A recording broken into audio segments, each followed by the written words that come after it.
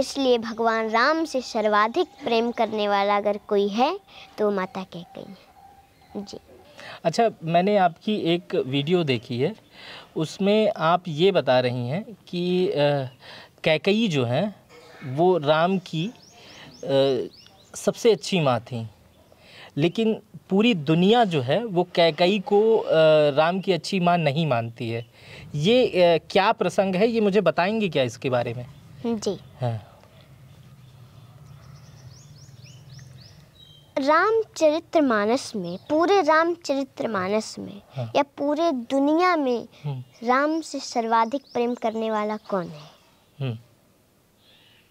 तब देखिए, जो राम से प्रेम नहीं करते, जो राम का नहीं वो तो किसी काम का नहीं। हाँ। सब राम से प्रेम करते हैं, लेकिन सर्वाधिक प्रेम माता कैकेयी श्री राम से करती है। लोग कहते हैं कि नहीं, वो तो बुरी हैं, उन्होंने भगवान राम को वन में भेज दिया था। हाँ। लेकिन वो मंथरा के कहने से नहीं भेजी थी वन। वो तो भगवान राम ने ही उनसे कहा था, वचन लिया था। क्योंकि सभी माताएं अपने पुत्र को प्रेम से भोजन कराती हैं, खीर खिलाती हैं, दूध भात खिलाती हैं। ऐसे ही एक दिन माता कैकेयी भगवान श्री राम को खीर खिला रही थी। हाँ। भगवान श्री राम 1 ग्रास खाए, 2 ग्रास खाए, 3 ग्रास खाए, चौथे में हाथ पकड़ लिए। माँ, आप तो हमेशा मैं देखता हूँ मुझे खीर भोजन ही कराती रह जाती हैं। कभी ये आपने पूछा है कि राम तुम्हें कुछ चाहिए?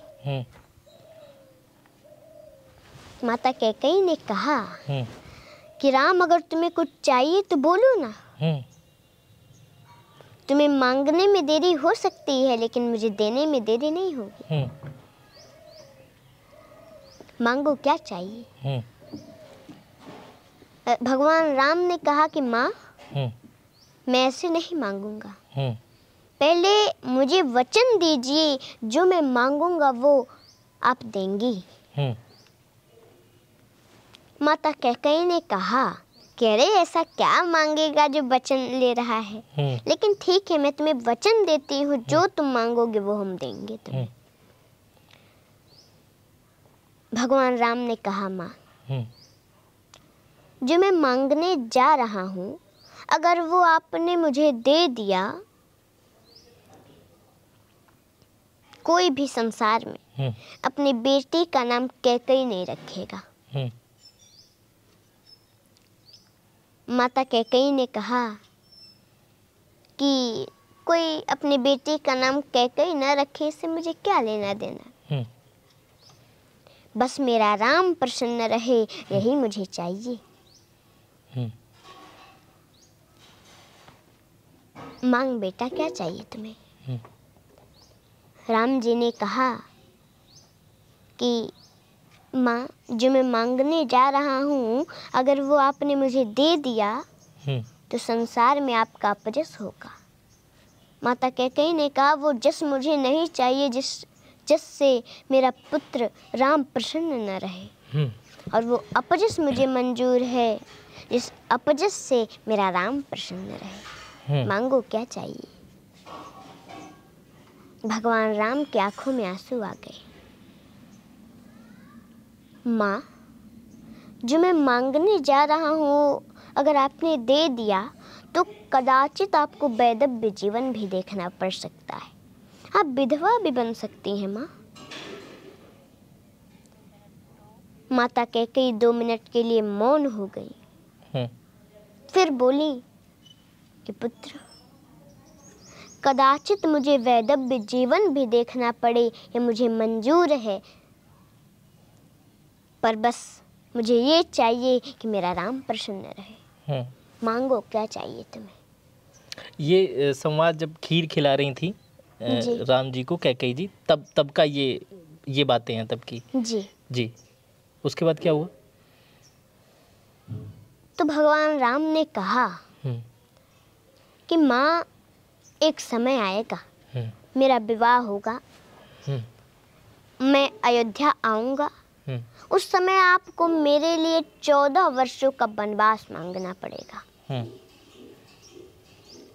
माता कैकेयी जब ये 14 वर्षों का वनवास सुनी, धड़ाम से जमीन पर गिर पड़ी, बेहोश हो गई।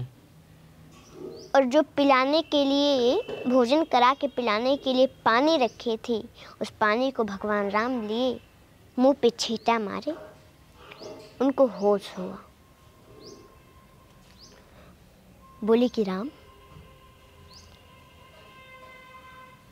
संसार में कोई अपने बेटे का नाम कैकेयी न रखे, ये मुझे मंजूर है। मेरा संसार में अपजस हो, ये भी मुझे मंजूर था। मुझे एक कदाचित वैधव्य जीवन भी देखना पड़े, ये भी मुझे मंजूर है राम। लेकिन मेरा राम मुझसे 14 वर्ष दूर रहे, तो मैं 14 वर्षों का वनवास, ये मुझे कदाचित मंजूर नहीं है राम। मैं नहीं दूंगी ये वरदान, वापस ले लो ये वरदान तुम। मैं नहीं दे सकती। मैं तुम्हारे बिना एक पल भी नहीं रह सकती। तो तुमने सोच भी कैसे लिया कि मैं तुम्हें 14 वर्षों का वनवास दूंगी?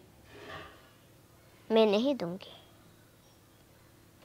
भगवान राम ने कहा, माँ, आपने मुझे वचन दिया है तो आपको देना पड़ेगा। अगर आप फिर भी नहीं देंगी, हजारों वर्षों से तपस्या कर रहे शुतिक्षण का क्या होगा? उनको मेरा दर्शन प्राप्त कैसे होगा? इतने वर्षों से रास्ता देख रही, मेरा इंतजार कर रही हैं माँ शिवरी, उनको मेरा दर्शन प्राप्त कैसे होगा? शरभंग ऋषि के मांस गल चुके हैं, हड्डियां भी सूख रही हैं, वो मेरे दर्शन के लिए व्याकुल हैं, उनको मेरा दर्शन प्राप्त कैसे होगा? माँ, आपको वरदान देना पड़ेगा। उसी दिन से माँ कैकेयी भगवान राम से थोड़ा हट के रहने का प्रयास करने लगी। वो समय आया, वनवास मांगी, भगवान राम वन में गए। इसीलिए मंथरा के कहने पर वो वन में जाने के लिए नहीं कही थी।